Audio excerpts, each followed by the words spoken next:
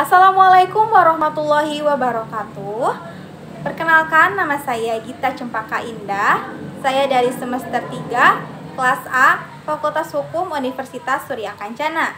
Di sini saya akan memenuhi tugas yang diberikan oleh Ibu Profesor Dr. Hajah Heni Nuraini SHMH dengan asisten dosennya yaitu Bapak Dr. Muhammad Rendi Aridayandi SHMH dengan tugas yaitu mereview jurnal pada pertemuan yang kedua yaitu tentang sistem pemidanaan dalam penyertaan tindak pidana menurut KUHP yang disusun oleh yang pertama Fahrul Razi yaitu staf pengajar ilmu hukum Universitas Muhammadiyah Mataram, dan yang kedua Samsul Bahri M. Garel yaitu mahasiswa Fakultas Hukum Universitas Muhammadiyah Mataram. Penyertaan atau deal naming yang meliputi semua bentuk turut serta atau terlibatnya orang-orang baik secara psikis maupun fisik dengan melakukan masing-masing perbuatan sehingga melahirkan suatu tindak pidana. Penyertaan diatur dalam pasal 55 dan pasal 56 KUHP yang berarti bahwa ada dua orang atau lebih yang melakukan suatu tindak pidana tersebut. Suatu kejahatan bisa melibatkan lebih dari satu orang. Dalam hukum pidana, dinamakan dengan istilah penyertaan tindak pidana. Di dalam KUHP, tindak pidana itu diistilahkan dengan deal naming, yaitu dua orang atau lebih yang melakukan suatu tindak pidana. Sedangkan menurut Statute Kartanegara mengartikan deal naming itu apabila dalam satu delik tersangkut beberapa orang atau lebih dari satu orang. A. Bentuk-bentuk penyertaan di dalam melakukan tindak pidana. Penyertaan tindak pidana diatur dalam pasal 55 dan pasal 56 KUHP. Berdasarkan pasal-pasal tersebut, penyertaan dibagi menjadi dua pembagian besar yaitu yang pertama pembuat atau dader, pasal 55 KUHP yang terdiri dari yang pertama pelaku atau pleager, yang kedua yang menyuruh lakukan atau doing pleager, yang ketiga yang turut serta atau made pleager, dan yang keempat yaitu penganjur atau disebut dengan fitlocker. Yang kedua yaitu pembantu atau made plichtige. Ada pada pasal 56 KUHP yang terdiri dari yang pertama pembantu pada saat kejahatan dilakukan, dan yang kedua pembantu sebelum kejahatan dilakukan. Dari bentuk penyertaan di atas, maka dapat dijelaskan sebagai berikut. Yang A yaitu pelaku atau pleagen. Pelaku adalah orang yang melakukan sendiri perbuatan yang memenuhi perumusan delik dan dipandang paling bertanggung jawab atas kejahatan tersebut. Mulyatno mengemukakan yang dimaksud dengan pelaku atau pleagen yaitu untuk rumusan delik yang disusun secara formal mengenai orangnya yang melakukan perbuatan tingkah laku seperti yang tercantum dalam rumusan delik. Yang B yaitu orang yang menyuruh lakukan atau doing pleagen.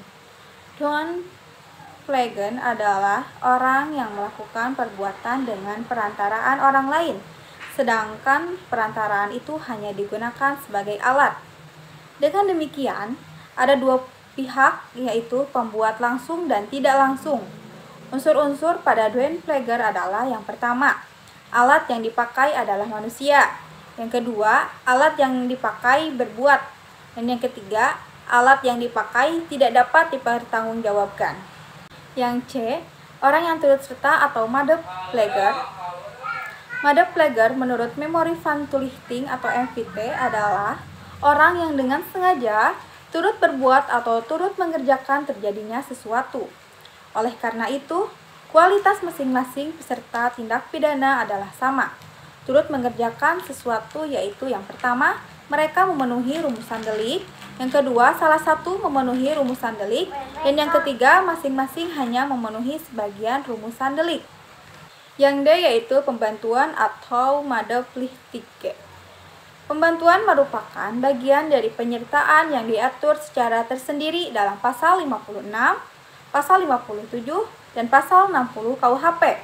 Istilah pembantuan sebagai terjemahan made plichtige merupakan istilah yang dipakai oleh para ahli hukum pidana Indonesia.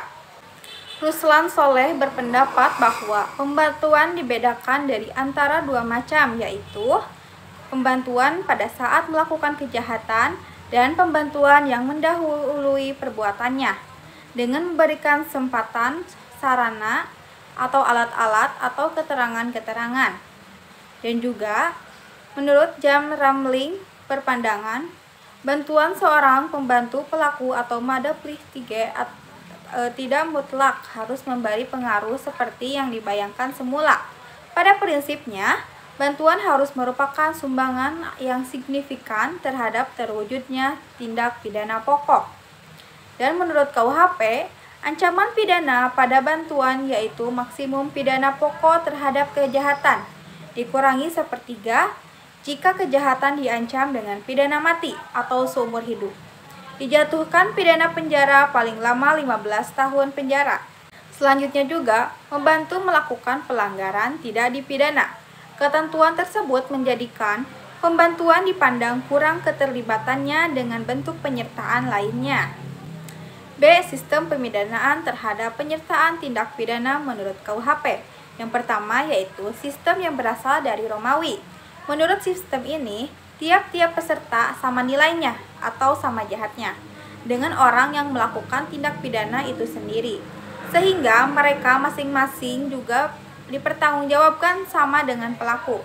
Karena tiap-tiap peserta dipertanggungjawabkan sama, maka batas antara bentuk-bentuk penyertaan sama yang dijadikan titik berat untuk menentukan batas antara pelaku dengan para peserta diletakkan pada perbuatannya dan saat bekerjanya masing-masing atau jadi bersifat objektif. Pendirian inilah yang kemudian dikenal dengan teori atau ajaran penyertaan objektif. Sistem yang pertama ini terdapat dalam Kode Penal Prancis dan dianut juga di Inggris.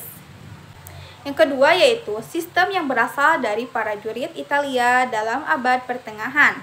Menurut sistem ini, tiap-tiap peserta tidak dipandang sama nilainya atau tidak sama jahatnya, tergantung dari perbuatan yang dilakukan.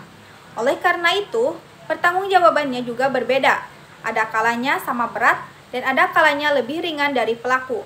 Karena pertanggungjawaban para peserta itu berbeda, maka batas antara masing-masing bentuk-bentuk penyertaan itu adalah prinsip sekali, artinya harus ditentukan secara tegas. Adapun yang dijadikan batas antara masing-masing bentuk penyertaan dititik beratkan pada sikap batin masing-masing peserta. Pendirian inilah yang dikenal dengan teori atau ajaran penyertaan yang subjektif. Sistem kedua ini dianut dalam KUHP Jerman dan Swiss seperti telah ditemukan. Di Jerman dibedakan antara pembuat, penganjur, dan pembantu. Pada prinsipnya, KUHP menganut sistem bahwa pidana pokok untuk pembantu lebih ringan dari pembuat. Prinsip ini terlihat di dalam pasal 57 yaitu yang pertama, dalam hal pembantuan, maksimal pidana pokok terhadap kejahatan dikurangi sepertiga. Yang kedua, jika kejahatan diancam dengan pidana mati atau pidana penjara seumur hidup, dijatuhkan pidana penjara paling lama 15 tahun penjara. Yang ketiga, pidana tambahan untuk pembantuan sama dengan kejahatan itu sendiri. Dalam menentukan pidana bagi pembantu, yang diperhitungkan hanya perbuatan yang sengaja dipermudah atau diperlancar olehnya, beserta akibat-akibatnya. Mungkin itu saja yang bisa saya sampaikan pada review jurnal pada pertemuan kedua ini. Mohon maaf bila ada kesalahan.